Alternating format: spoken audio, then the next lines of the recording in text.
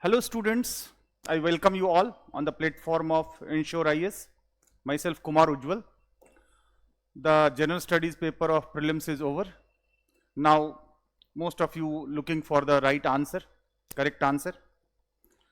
Here there is nothing, only right and wrong is subjective, true and false.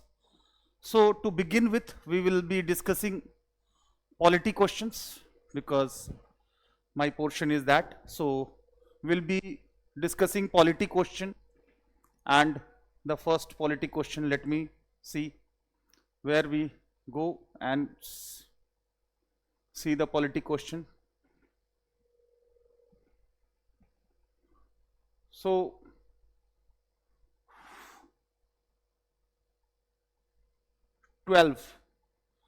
this is politicum history.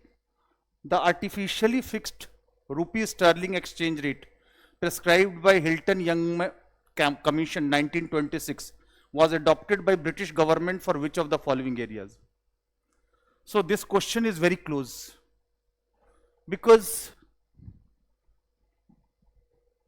first A and B, they are very close option. Encouraging export of cotton produce from India, there is no question it will be harming their interest. Preventing depreciation of rupee in gold terms, that is no question of it. But one of the reason was of course stabilization of revenue and remittances, no doubt in it. But the word aid word is there. It's not stabilize.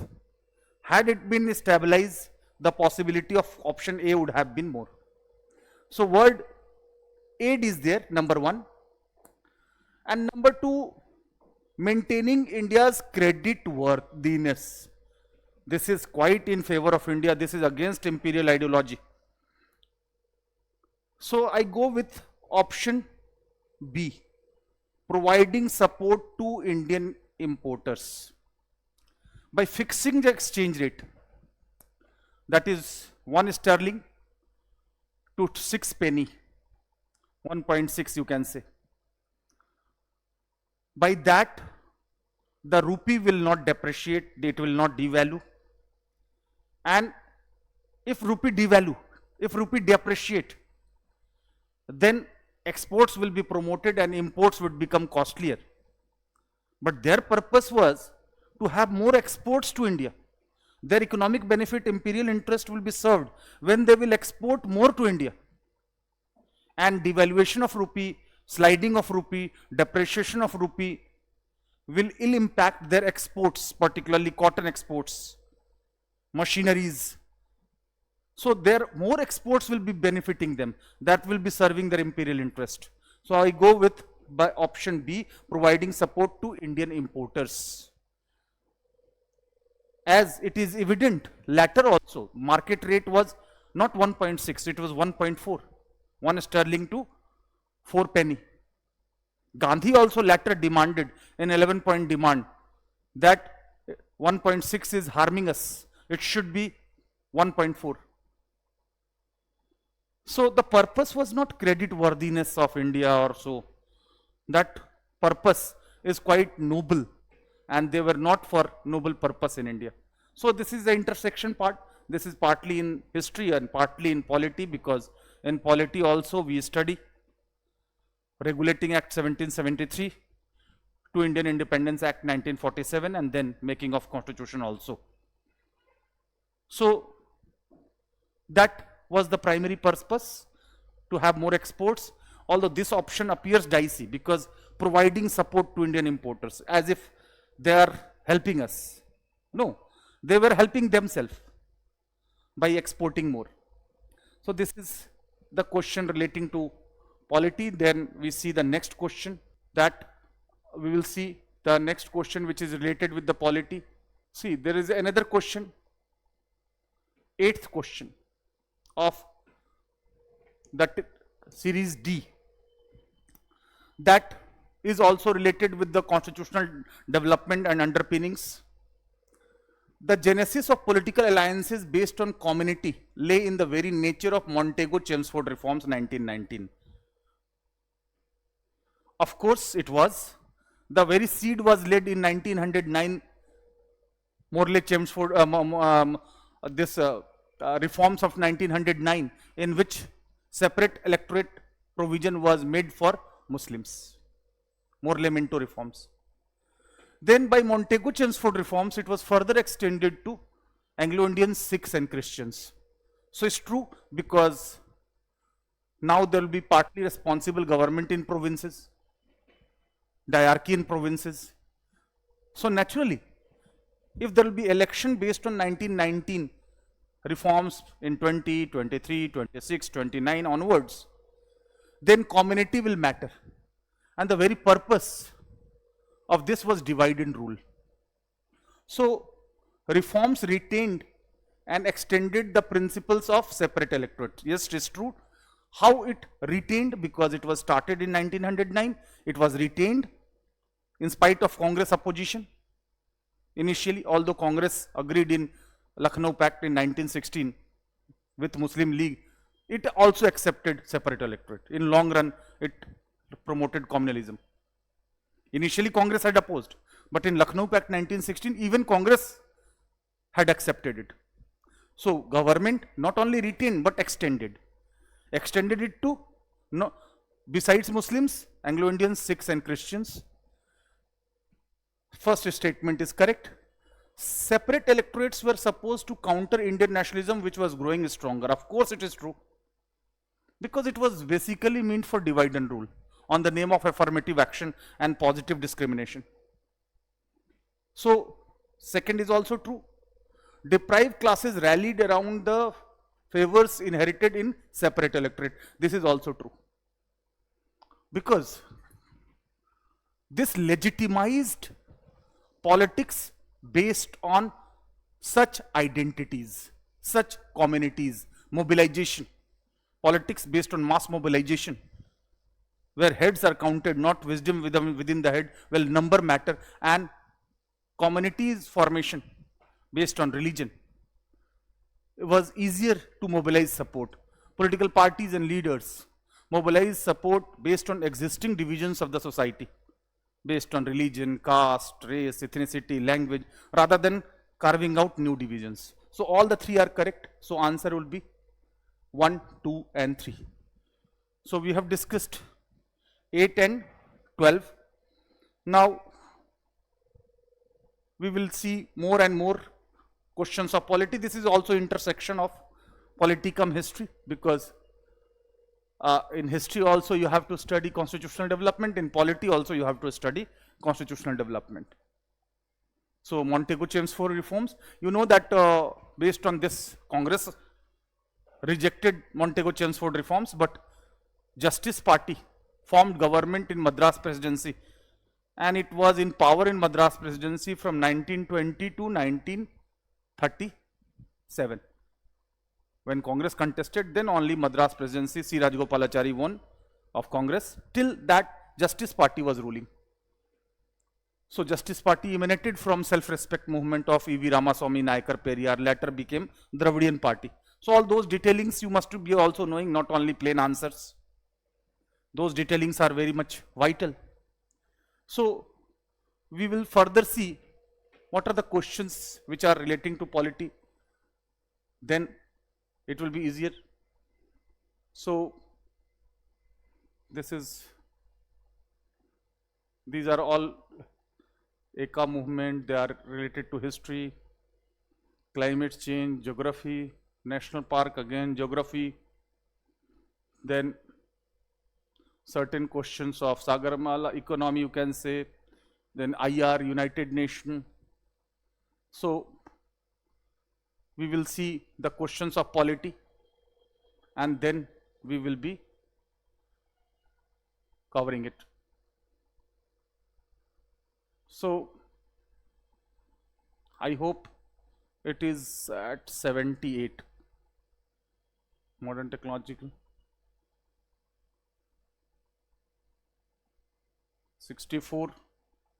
Then 69. Black boxes. 70. That is natural gas. 72. This is series D. You must be knowing this. And if we see 78, Mr. X is mid-level civil service official working in urban development department in a major city. Recently, she was involved in approving contract for public infrastructure project, and a new community park. During approval process, she received a piece of confidential information. So she received a piece of confidential information.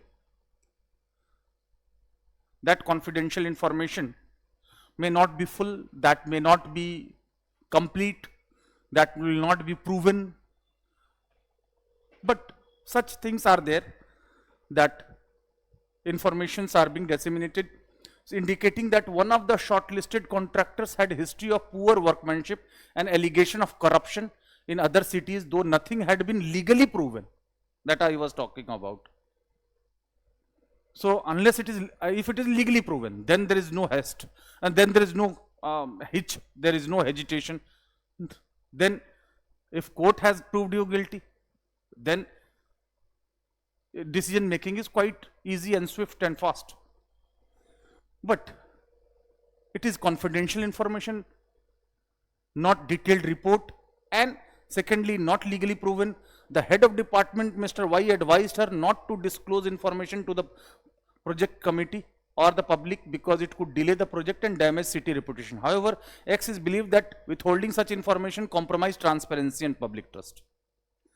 So catch-22 situation. What to do? No legal proof, not legally proven, confidential information, not detailed report, but at the same time, cannot be treated as fully innocent because reports of wrongdoings are there. So first, Miss X do now immediately disclose the information to the project committee and public. This is not wise. The reason is it's not legally proven, it's only confidential report, it is adverse report. The person may prove later right, so that will be defamation. Then recommend removing the contractor from shortlist to protect the project's integrity. This also hasty action. Unless it is legally proven, unless it is beyond reasonable doubt, the very basic principle of justice says that innocent till proved guilty. So that is the basic principle of justice. Then propose a limited disclosure to an oversight committee while keeping information confidential from public for the time being. This is the right answer. So B would be the option. The reason is that it's catch-22 situation. There is no legal decisiveness, and it is only a confidential report, not inquiry, no conviction.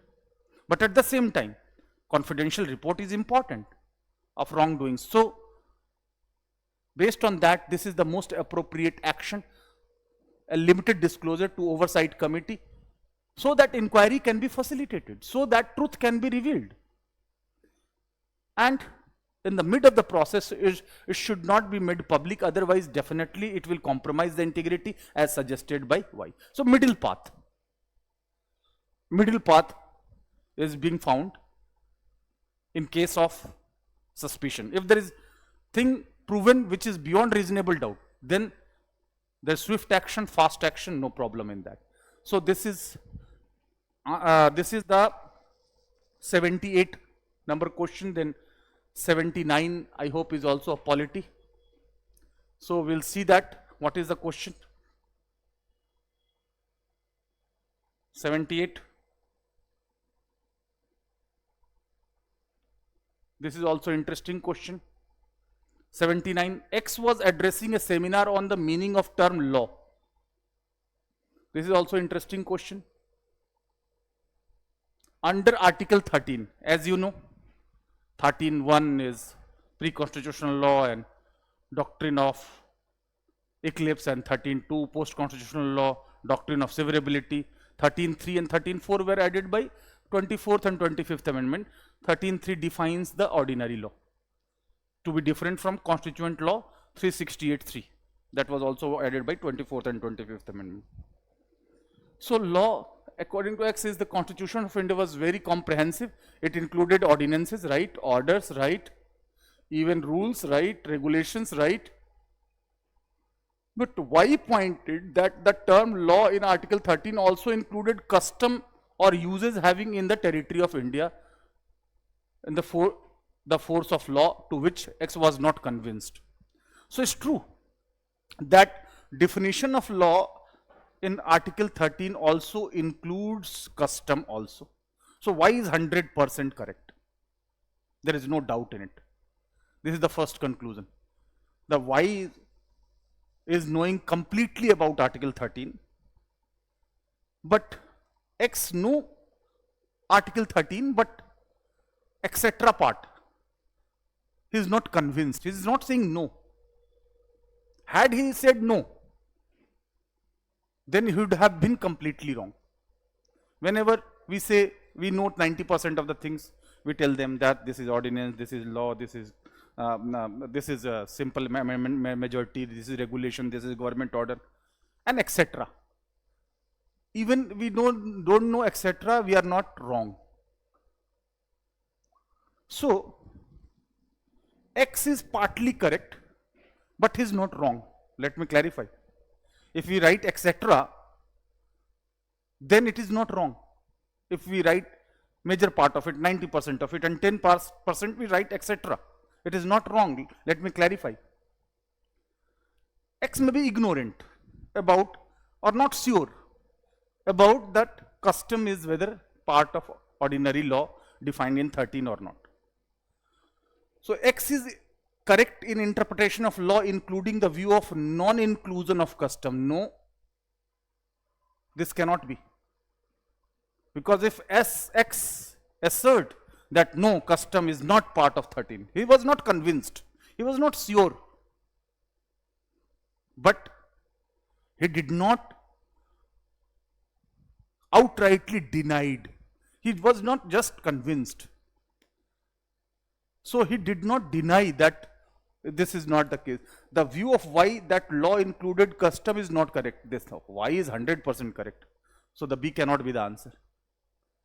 The confusion can be that view of only Y is correct. Only word is harsh word. Only. So Y is correct, no problem in that. But X is also partly correct. X is not wrong. Had X said no, custom is not part of part of law under Article 13, he would have been completely wrong. But he was not convinced. He was not sure whether custom is part of the definition of law under Article 13 or not. So the answer would be the views of both X and Y are correct. Views, not complete definition. So X says this, etc. And I am not sure about etc. Y is sure about the etc. So Y is 100% correct. So X is partly correct. He is not wrong. This is the most important thing. So this C would be the answer. Then we move to other part of the question which has been asked. Question 80, also related with the polity. This is quite interesting. This is asked from concluding chapter of the Constitution, that is part 22 of the Constitution. This says there is no article in the Constitution of India that specifies that the Constitution of India will be officially called Constitution of India. Part 22, Article 393 says, short title, this Constitution in short will be called Constitution of India. So this is wrong. Again, There is no article in the Constitution of India that specifies that the Indian Independence Act 1947 and Government of India Act 1935 stand repeal. Part 22's name is short title, commencement and repeal. So Article 395 clearly says that all the British laws, including that of Indian Independence Act, 1935 Act, which compromises our sovereignty and suzerainty, stand to be repealed to ensure our sovereignty. So this is no article, 395 is there. Again, there is no article in the Constitution that mentions 26 January 1950 as the date of commencement. Again, this is also wrong, because 394 clearly says that 26 January 1950 will be the date of commencement.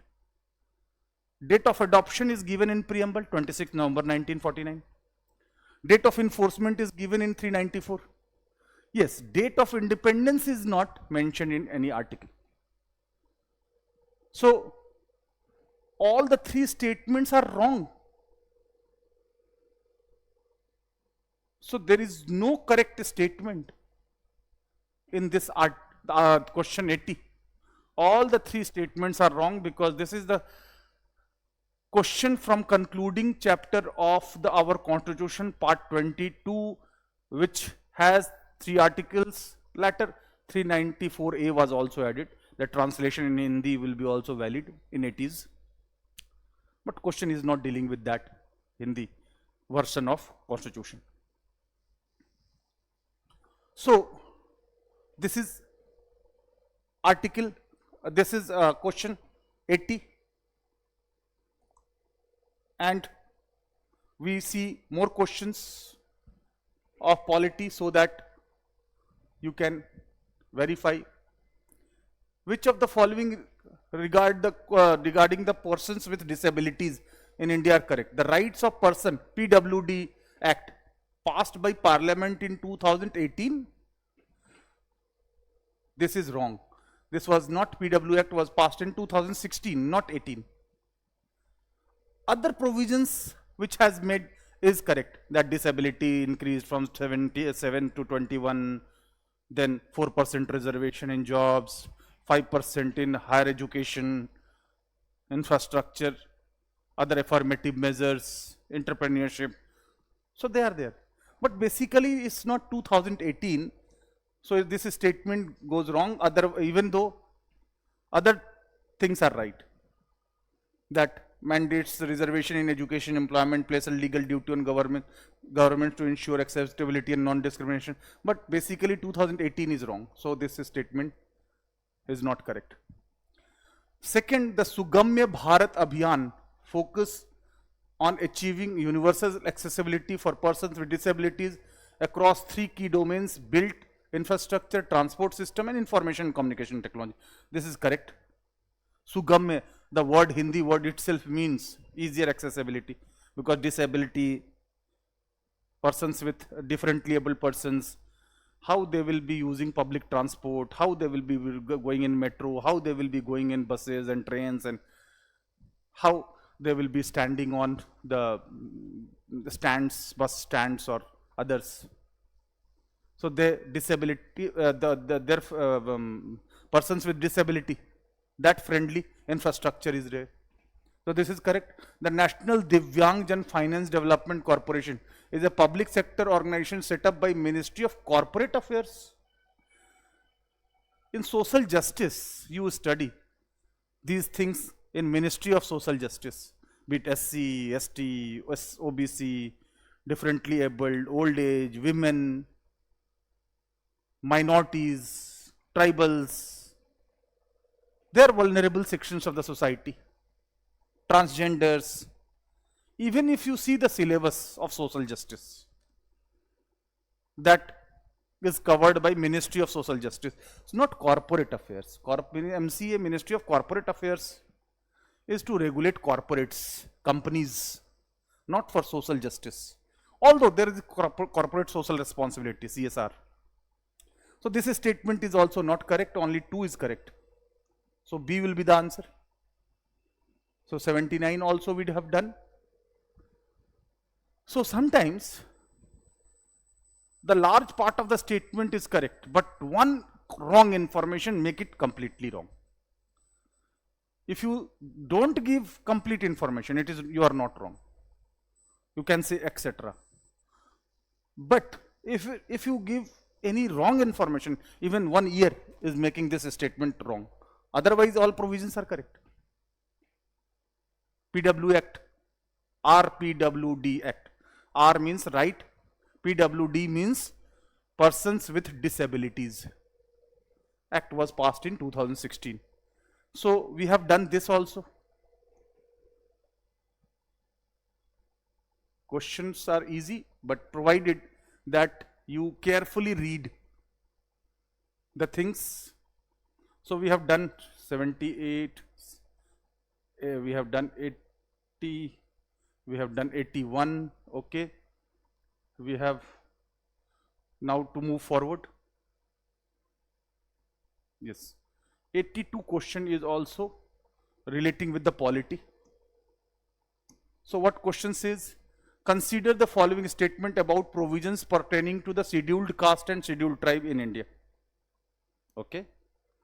So first, provisions regarding administration of tribal areas in states of Assam, Meghalaya, Tripura and Mizoram are given in 5th schedule. No. Schedule 5 for 10 states, administration of scheduled area, that is tribal area. Area approach is followed for ST because ST population is more specific to the forest area with dependence on jal, jungle, jameen, janwar, food, fodder, fuel. And tribals of tribal tribal area mentioned in schedule 6, they are more primitive, they have more autonomy. They have zonal council, district council, executive, legislative, judicial powers, while in schedule 5, tribal advisory council, they have only executive power. So they basically Assam, Meghalaya, Mizoram, Tripura, they are in schedule 6, not in schedule 5. This is wrong statement. Second statement, some tribes of India are entitled to exemption from paying taxes on certain incomes. It is correct because tribals have very primitive life. The basis of declaring an area as tribal area is primitive life, economic backwardness, administrative convenience, sizable population, and economic backwardness. So tax or income tax is to appropriate surplus. Those who are very poor, those who are economically backward, from common sense also you can understand that they are exempted from income tax. In fact, tax holidays are being given for investors because in troubled area, tribal regions, investors voluntarily don't come because of poor infrastructure or law and order problem maybe. The Constitution of India provides for reservation of seats in panchayats for women belonging to scheduled caste and scheduled tribes, of course. 73rd and 74th Amendment said compulsory 1/3 seats to be reserved for women. And there is vertical reservation, SC, ST, OBC. OBC reservation in panchayats is optional, not compulsory. But SC, ST reservation is compulsory. 1/3 seats for women is compulsory. And you can raise it to 50%, but 1/3 is compulsory. Many states have raised it to 50%, but 1/3 is compulsory. So vertical reservation, SC, ST, OBC. OBC is optional. Horizontal reservation means quota within quota, that 1/3 for SC women in their category, 1/3 ST, 1/3 if OBC reservation is provided in state legislature, by legislature, then also. So vertical reservation and horizontal reservation questions are always there from there. So this is also correct, but A is not correct. So how many? There are two correct statements that include statement 2. So first itself, I hope there is no need to see, but we see that there are two correct statements that are 1 and 3. So 1 is wrong, तो 1 तो होने का सवाल ही नहीं. There is only one correct statement, no. All these statements are correct, no. 1 तो गलत ही है, तो ये तो वैसे ही एलिमिनेट हो गया और 1 वाला ऐसे ही एलिमिनेट हो गया. There is no one, there is only one correct statement, no two correct statement are there. Here, they are also getting exemption from taxes. And second, the women reservation is also applicable. So this is very, very simple question. I don't think the students who have done preparation will be doing wrong. The close option is there where exchange rate was there. The close option is there where the X is wrong. There it is close option. But here it is clear cut. There is no ambiguity. There is no close options. Now we move forward and see what are the questions relating to polity. 84 also. Okay. Although there is, we will be moving downwards, but let me discuss 84 also. Yeah, we have discussed this. 84 now. Consider the following statements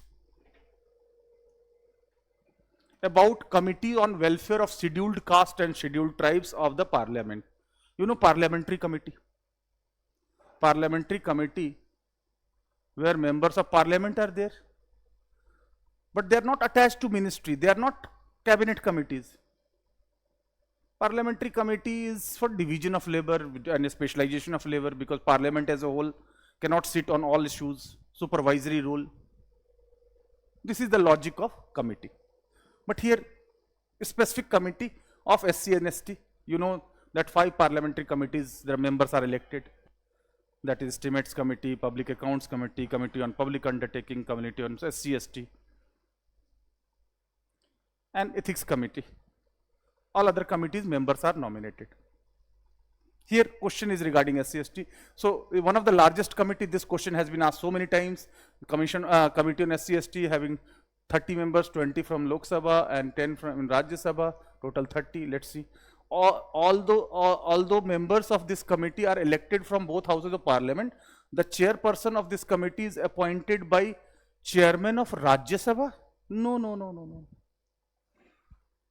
By common sense also you will see that number of Lok Sabha members are double than that of Rajya Sabha.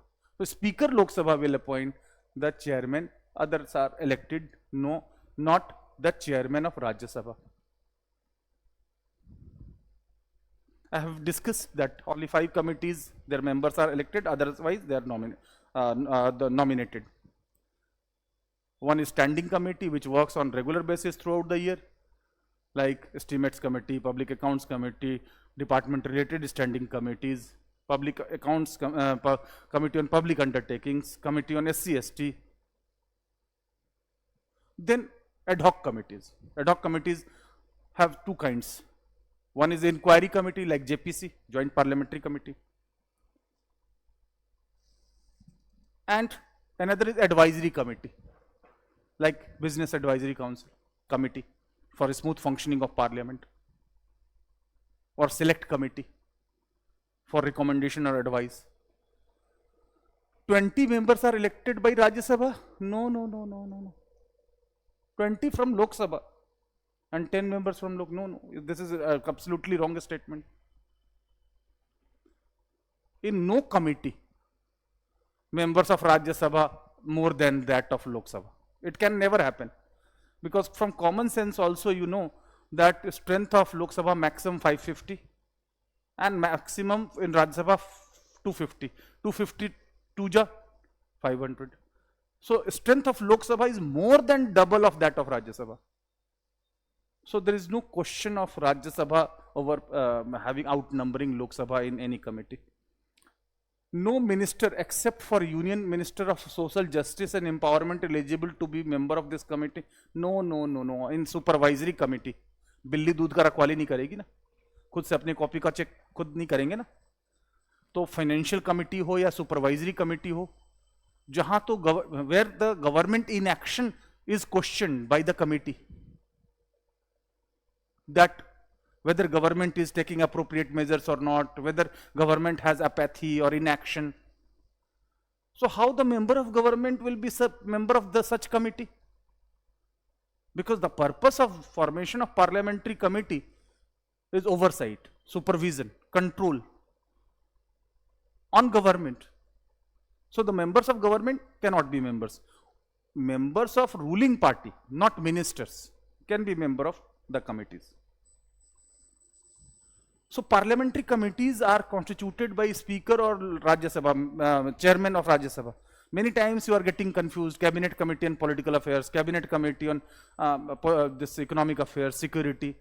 They are cabinet committees. They are consisting of ministers. They are not parliamentary committees.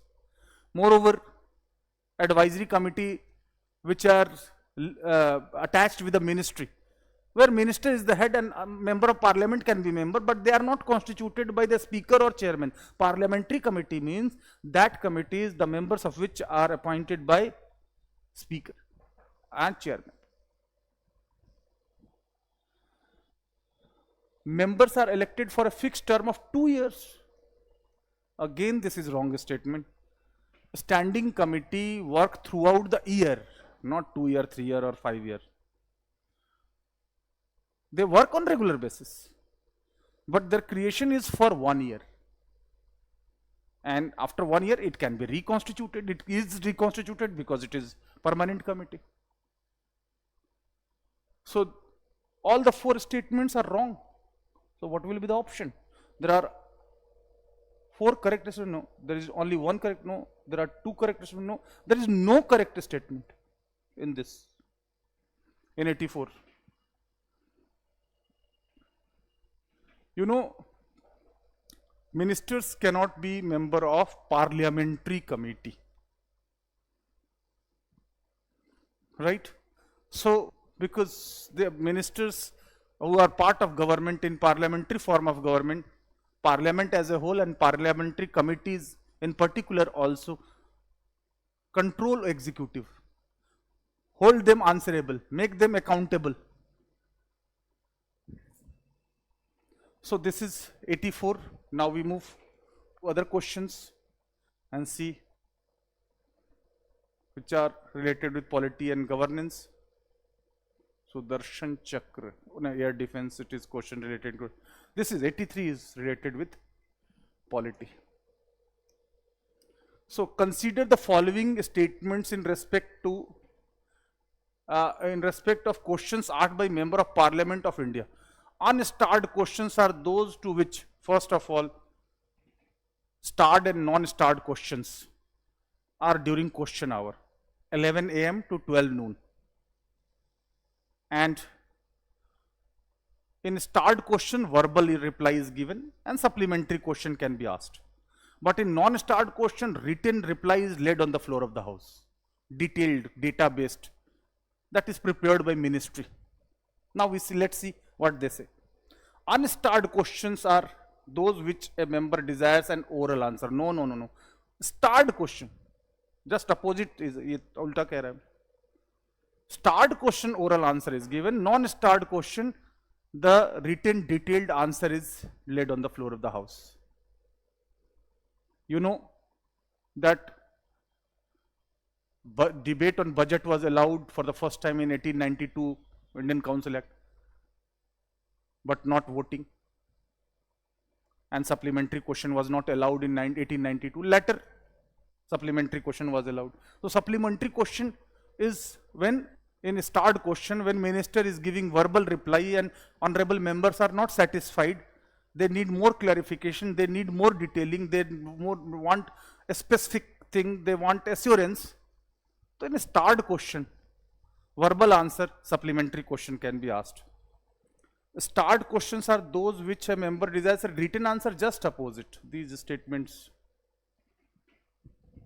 Written answer is laid on the floor of the house, prepared by ministry. Normally, more detailing, more data-based, more comprehensive answer is for non-starred question. In a starred question, minister overall give assurance, overall answer, brief answer. No supplementary question can be asked on unstarred question. So, in a starred question, the honorable members may have disagreement. But how the detailed answer which is kept or laid on the floor of the house, how that can be prepared again in short time. So in a start question, so this says no supplementary question can be asked on unstarred question. Yes, this is true. No supplementary question can be asked. Supplementary question can be asked only on starred question. जैसे कि minister ने जवाब दिया, verbal जवाब दिया, oral जवाब दिया, और ऑनरेबल मेंबर्स उससे सेटिस्फाइड नहीं हैं, वो और क्लैरिफिकेशन चाहते हैं, वो और स्पेसिफिक एश्योरेंस चाहते हैं, वो और डिटेलिंग चाहते हैं, वो तो वो कह सकते हैं कि सप्लीमेंट्री, नॉट क्लियर. लेकिन अनस्टार्ड क्वेश्चन का तो आंसर डिटेल में रखा जाता है. तो no supplementary question can be asked on unstarred question. This is true.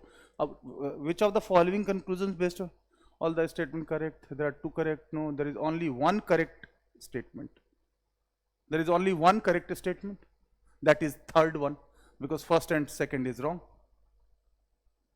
So we have done 83 also. Now we see other questions of polity. There is a question relating to ministry, Central Economic Intelligence Bureau. No, not Home Ministry, it is Finance Ministry. Serious fraud investigation, serious fraud not under Finance Ministry but Ministry of Corporate Affairs. CBI under Home Ministry. So this question 88, where in how many of these rows are given details are correctly matched? So no one is correctly matched, because Central Economic Intelligence Bureau, that comes under Finance Ministry. ED, Enforcement Directorate, is also coming under Finance Ministry. But fraud, corporate fraud or big fraud, that's for that Ministry of Corporate Affairs is there. And CBI, you know, Santhanam Committee in 1964 recommended for formation of CBI and CVC. So CBI was formed by executive order. CVC was formed as by executive order in 64, and 2003 during Vajpayee government it was promoted as a statutory body, Central Vigilance Commission. So this is how we move forward and see more questions which is relating with the polity.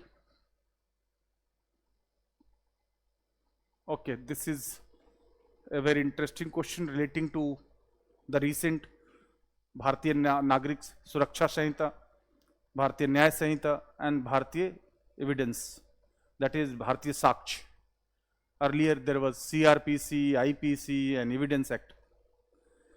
So zero FIR, first information report, under the Bharatiya Nagrik Suraksha Sanhita is correct. This is zero FIR concept initially given by Supreme Court, now it is part of law, means statutory law. Earlier it was part of case law. So zero FIR can be lodged at any police station even though the place of commission of a cognizable or non-cognizable offence is outside territorial jurisdiction of that police station, correct? Because what is zero FIR? Where number is not given, where a victim or aggrieved has not to run behind different stations that this is not in our jurisdiction, go there, this is not in our jurisdiction, go to that police station. So the victim can lodge zero FIR in any police station, even if crime has taken place in other police station, and then he or she was found at any place. So nearest police station one can reach to lodge zero FIR, and later the concerned IO, the investigating officer, will go for preliminary inquiry and hand over to that concerned police station of jurisdiction. पहले क्या होता था कि वहाँ जाओ वहाँ जाओ वहाँ जाओ, और विक्टिम जो है दौड़ते रह जाते थे. जुरिडिक्शन का जो है एम्बिग्विटी थी. तो ये बहुत बड़ी राहत है कि for FIR you have not to run and you will not be sent back. तो ये सही. The officer in charge of the police station where zero FIR has been lodged may with the permission of competent authority may initiate a preliminary inquiry. So yes, it's true that the preliminary inquiry is must, because whether complaint is right prima facie or not, We'll see the victim, we'll see the nature of complaint, we'll see whether it's frivolous, whether it's backed by evidences, what evidences one is having, we'll see the conditions. All these things are taken into account for before any FIR. It's not that outright you go and without any consideration FIR. It's not. Because once FIR is there lodged, it will be going in court. So this is also correct. Under zero FIR, it is obligatory for informant to furnish information electronically. No, no, no, no. Suppose in a remote village, in a remote tribal area, one is victim who is ignorant, who may be uneducated, who may not have any paper, pen, nothing. No photo state, no photocopy, nothing. That means that person will be denied justice. No. Even oral complaint, they will be writing. If one cannot write the complaint, one cannot write the application, that does not mean that person is not entitled to get justice. So it's not obligatory. So 1 and 2 are correct only. Okay. So here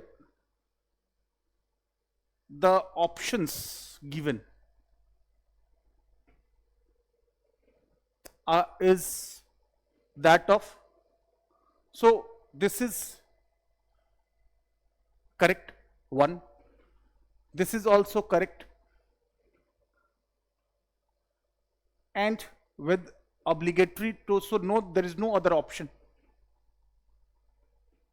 So select the answer using the code given below.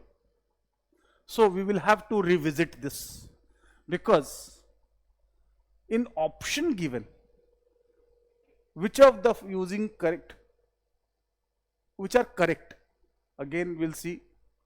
So which one is correct? It is obligatory, so this is incorrect. So 3 cannot be there.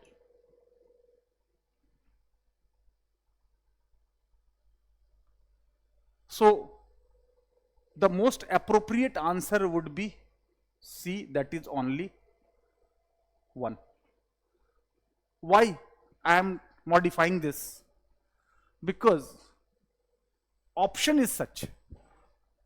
So in many times in prelims, there is not absolutely correct option, but most appropriate answer.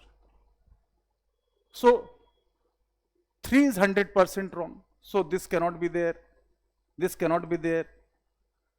And now the whether 1 is correct or 2 is only. So this is the very purpose of zero FIR. Now why we will eliminate 2? Because of with the permission of a competent authority initiate a preliminary inquiry. So this is the devil lies in details, that there is no need for formal permission from competent authority to ensure to start the inquiry, because in India the sub inspector is IO also, investigating officer as well. So if the victim seeks immediate action or immediate justice or immediate some relief, so those formalities would not be done to go for formal permission and then going for FIR and so on. So this is how. So this is bit here also close option is there, but no problem. Once many times you find such situation. So sometimes by elimination round you reach to the most appropriate answer.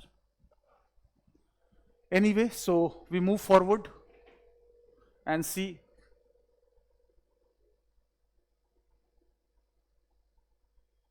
We have done this.